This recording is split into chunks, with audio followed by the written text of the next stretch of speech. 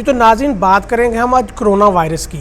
Corona virus انسانی جان سے زیادہ انسانی پیٹ کا دشمن ہو گیا ہے۔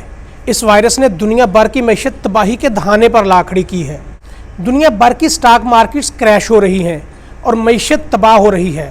اس حوالے سے آپ کو کچھ فیکٹس اینڈ فگرز بھی بتاتے ہیں۔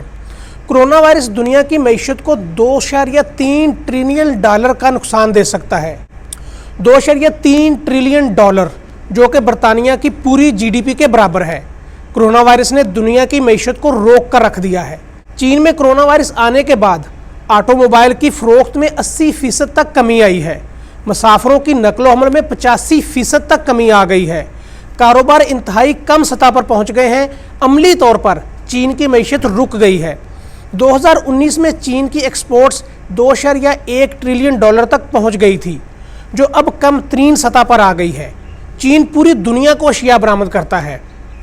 بات کریں اگر ہم امریکہ کی، تو امریکہ کا GDP 0.7% تک کم ہو گیا ہے، اور 2008 کے بعد یہ پہلی دفعہ امریکہ کی معیشت کو اتنا بڑا دھچکا لگا ہے۔ اٹلی میں کرونا وائرس کی وجہ سے پورا ملک بند کر دیا گیا ہے، جس سے معیشت مکمل طور پر تباہ ہو کر رہ گئی ہے۔ ایران کی معیشت جو 2019 میں 9.5% بڑھی تھی، اب 2020 میں 0 پر کھڑی ہے۔ اس کے علاوہ عالمی مارکیٹ میں پٹرول کی قیمتیں کم ہو رہی ہیں۔ آسٹریلیا، امریکہ، اٹلی، برطانیہ، چین، فرانس، جرمنی، جاپان سمیت دنیا کے ترقی یافتہ ممالک کی سٹاک مارکیٹس میں مندی کا رجحان ہے۔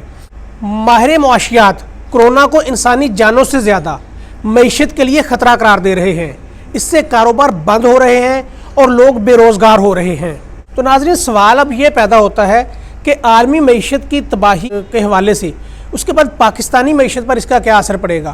تو پاکستانی معیشت پر اس کا ضرور اثر پڑے گا، کیونکہ پاکستانی معیشت جو ہے وہ عالمی معیشت سے انٹرلنک ہے، اور اگر عالمی جتنی بھی سٹاک مارکیٹس ہیں، ترقی یافتہ ممالک کی سٹاک ایکسچینجز ہیں، اگر وہاں پر مندی ہوتی ہے یا وہ کریش ہوتی ہیں، تو پاکستانی سٹاک مارکیٹ بھی مندی کا رجحان رہے گا، اور جس طرح آج پاکستانی سٹاک ایکسچینج کریش ہو گئی ہے، اسی طرح کریش ہو بھی سکتی ہے۔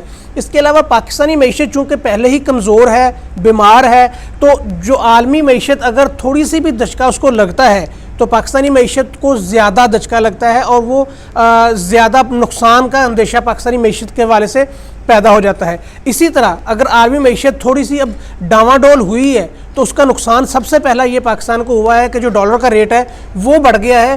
تو اگر عالمی معیشت تھوڑی سی بھی دھچکا کھاتی ہے، ہچکولے کھاتی ہے، ڈاواں ڈول ہوتی ہے، تو پاکستانی معیشت پر اس کا بہت زیادہ اثر پڑے گا۔